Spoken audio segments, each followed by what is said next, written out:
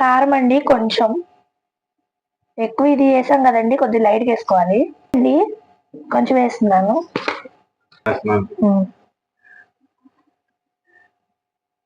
Half table spoon జీలకర్ర అండి, వాముగానే వేసుకోవచ్చండి, జీలకర్ర కానీ వాము కానీ ఏదైనా పర్వాలేదు. గరం మసాలా పౌడర్ అండి 1 స్పూన్ వేస్తున్నాను. పుట్నాల పప్పు అండి మిక్సీ చేసుకున్నాను మెత్తగా.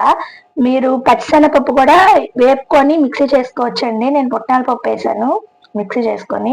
ఇది దీంట్లోంచి వాటర్ రిలీజ్ అవ్వకుండా ఉండడానికి సరిపడా చూసుకొని వేసుకోండి.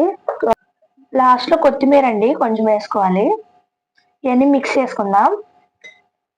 ఈ పుట్నాల పప్పు ఎందుకు వేసుకున్నాం అంటే దీంట్లోంచి వాటర్ రిలీజ్ అయ్యింది కదండి ఆనియన్ లో నుంచి, దానివల్ల మనకి చపాతీ అనేది మంచిగా రాదు, అందువల్ల కొద్దిగా వేసుకున్నాము. ఇదంతా ఇలా గట్టిగా కలుపుకుంటా నీట్గా చేసుకోవాలి.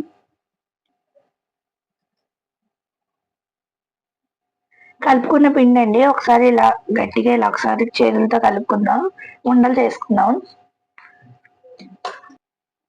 ఇలా చేసుకోవాలండి, రౌండ్ గా బాల్స్ లా చేసుకున్నాను.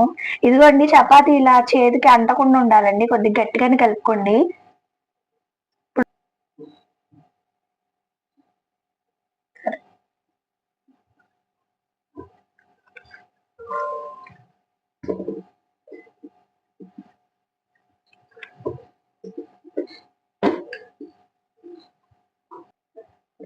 ఈ సైజులో ఇలాగా చిన్న పూరి సైజులో చేసుకోవాలి. దీంట్లో ఒక ఉండ చేసుకొని ఇది దీంట్లో పెట్టేద్దాం. ఇలా క్లోజ్ చేసేయాలండి దీన్ని.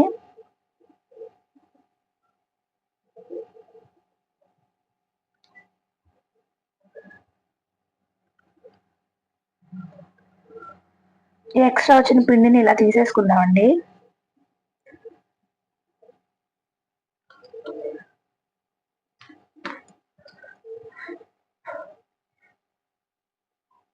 తీసుకోవాలి.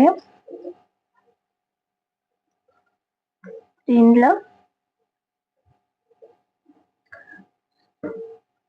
కొని ఈ ముద్దలా పెట్టుకుందాం.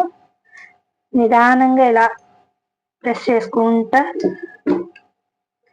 రౌండ్ గా చేసుకోవాలండి, బయటికి రాకుండా పల్చగా ఒత్తుకోవాలి. ఇలా పౌడర్ వేసుకుంటా చేసుకోండి, స్టఫింగ్ బయటికి రాకుండా ఉండిద్ది.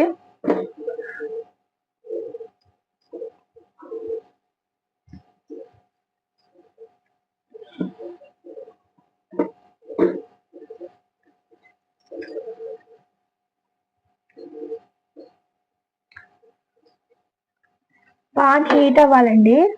హీట్ అవ్వగానే ఇది ఇలా వేసేసుకుందాం. చూడండి ఇలా స్టఫింగ్ చూడండి బయటికి రాలేదు, ఇలా పౌడర్ వేసుకుంటే రాదండి బయటికి. ఇది సిమ్ లోనే ఫ్రై చేసుకోవాలండి, ఎంత లేట్ అయినా కానీ సిమ్ లోనే చేయండి. ఇలా కొద్దిగా ఒక సైడ్ అయినాక కొంచెం లైట్ గా ఆయిల్ వేసుకుందాం అండి. మీరు నెయ్యితో అయినా బటర్తో అయినా కాల్చుకోండి, నేను ఆయిల్ తోనే కాలుస్తున్నాను. కొంచెం వేసాను.